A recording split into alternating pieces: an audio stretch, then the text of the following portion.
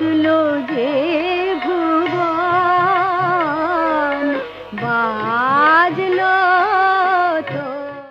আমরা এই মুহূর্তে দাঁড়িয়ে রয়েছি দক্ষিণ কলকাতার একটি প্রসিদ্ধ পুজো মণ্ডপ, যেটি হচ্ছে মুদিয়ালি ক্লাব।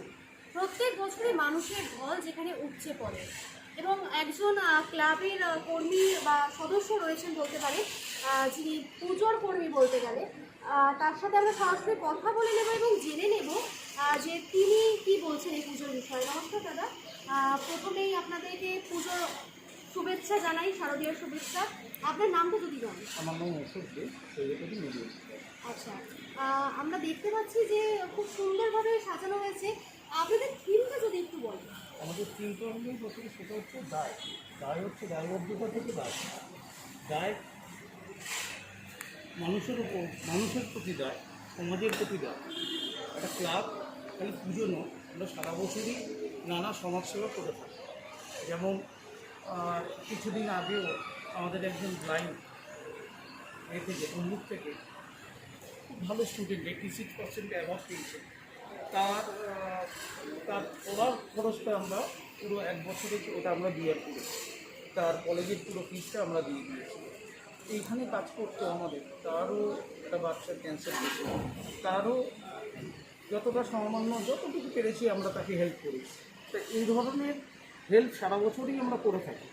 পুজোর মধ্যে দায় যে কথাটা এসছে, দায়ের কাদের প্রতি দায়বদ্ধতা, এই পুজোর সাথে বিভিন্ন আর্টিস্টরা যুক্ত, কিন্তু এই কোভিড সিচুয়েশনে অনেক জায়গায় তারা কর্মহীন হয়ে পড়েছে, তারা কাজ করছে। অনুদান কেউ চায় না, সবাই চায় কর্মের মাধ্যমে অর্থ উপার্জন।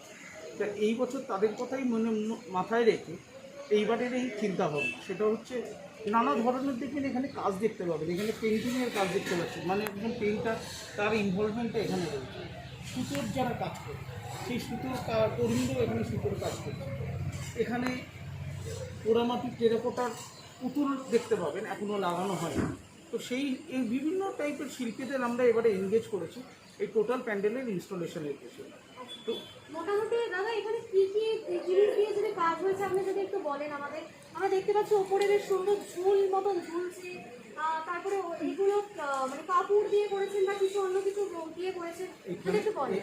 এখানে দেখুন যেটা ইউজ হয়েছে ম্যাক্সিমাম কাপড়। আপনারা যেটা দেখতে পাচ্ছেন এই বাঁশ পাতার যে এফেক্টটা দেওয়া হয়েছে, এটা পুরোপুরি দেখবেন এটা কাপড়ে ইউজ হয়েছে। পেন্টিংয়ের সাথে তো এটা বোর্ডের ওপর পেন্টিং হচ্ছে।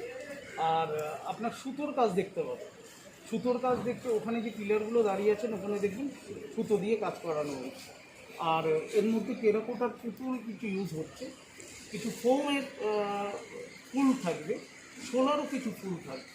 এই মেটেরিয়ালগুলো দিয়ে মূলত আর্টিস্ট মণ্ডপটাকে সাজাচ্ছে। আমরা মুদিয়ালি পুজো বলতেই যেটা বুঝি সেটা হচ্ছে গিয়ে মানুষের ভিড়ের ঢল। মানে আমি নিজেও আসি প্রত্যেক বছর আপনাদের পুজো দেখতে এবং রীতিমতন যাকে বলে গাদাগাদি ভিড়। তো সেই ভিড়কে সামাল দেওয়ার জন্য, কারণ এই অতিমারি আমরা সকলেই জানি যে পৃথিবীর এই মধ্যে বিশ্বের কী পরিস্থিতি, তো সেই জায়গায় আপনারা কী কী উদ্যোগ নিয়েছেন? দেখুন, প্রথম কথা হচ্ছে আমরা যে উদ্যোগটা নিয়েছি সেটা হচ্ছে গেটটা দেখতে পাচ্ছেন যে ভীষণ চওড়া এবং বড় গেট, আর ক্রস ভেন্টিলেশন আছে, যেখানে আপনার গুমোট ব্যাপারটা থাকবে না। প্লাস অ্যাজ পার সরকারের গাইডলাইন যে 3 দিক ওপেন রাখা। আপনারা দেখছেন এখানে এখন তিরপল লাগানো আছে, পরে এটা খুলে দেওয়া হবে, তাহলেই দেখবেন 3 দিক পুরো ওপেন থাকছে। দ্বিতীয় কথা হচ্ছে আমরা স্যানিটাইজেশনের ব্যবস্থা রাখছি, মাস্কের ব্যবস্থা রাখছি। পুলিশ যারা এই প্যান্ডেলের ভেতরে যারা ডিউটি করবে, পুলিশ, সিভিক ভলেন্টিয়ার, আমাদের ভলেন্টিয়ার, তাদের আমরা আলাদা করে মাস্ক এবং ফেস শিল্ড দেবো, কারণ তারা একটু বদ্ধ জায়গায় এসে তারা তাদের ডিউটিটা করবে। যাওয়ার যে রাস্তাটা, এটা আগেরবারের থেকে অনেকটা চওড়া রাখা হয়েছে, একটু স্টেজের হয়তো শর্ট হয়েছে, স্টেজটা ছোটো হয়েছে, কিন্তু রাস্তাটা যাতে চওড়া থাকে, মানুষ যাতে ধাক্কাধাক্কি না হয়, মানুষের সাথে মিনিমাম একটা ডিস্টেন্স যাতে মেনটেন করতে পারে, তার ব্যবস্থাও করা হয়েছে।